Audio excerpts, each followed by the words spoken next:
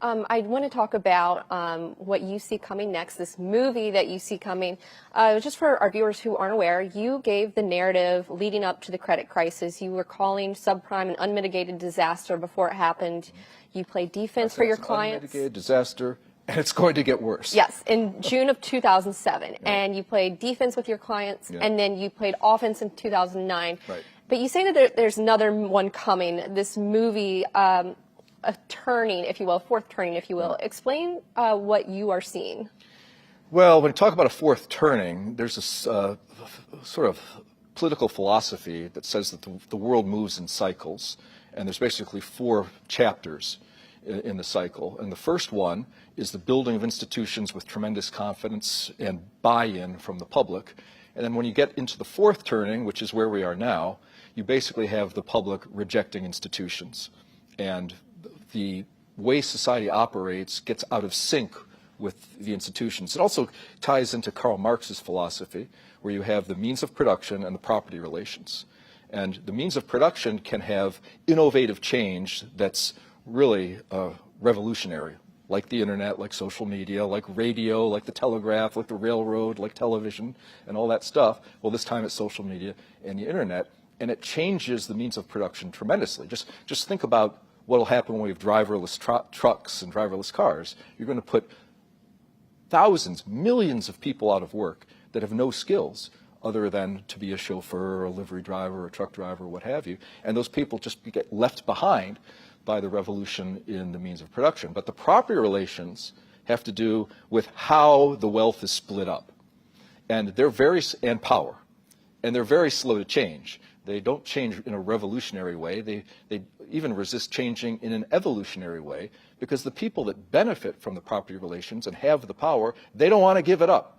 So what they do is they pretend that you can somehow keep things together, even though there's a tension developing between the means of production and the property relations.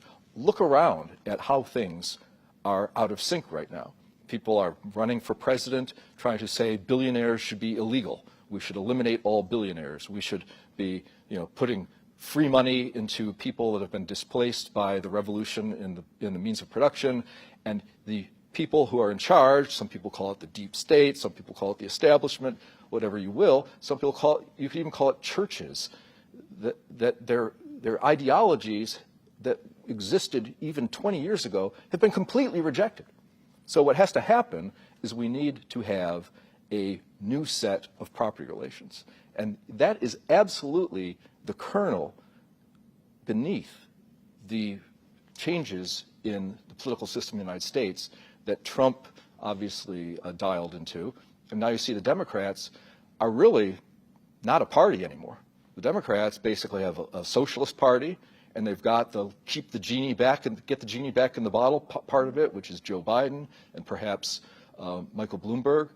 And none of these factions can get majority support. So that's emblematic of a fourth turning. And what it means is that we have to have something resembling a revolutionary change in the property relations of the world. And that's a really big deal. So historically, what have fourth turnings led to? Turmoil.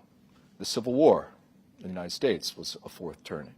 World War II was a fourth turning. So it doesn't have to be violent like a war, but it has to be a complete rejiggering. Think about what happened pre-Civil War and post-Civil War. I mean, there's a huge change, and then actually the South managed to sort of put the genie back in the bottle with Jim Crow, and it actually lasted a long time, but even that now is echoing and being ripped apart.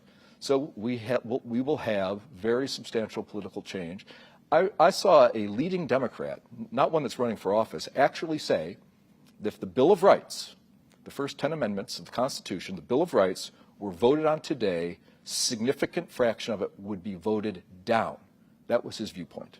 So the level of tension is palpable.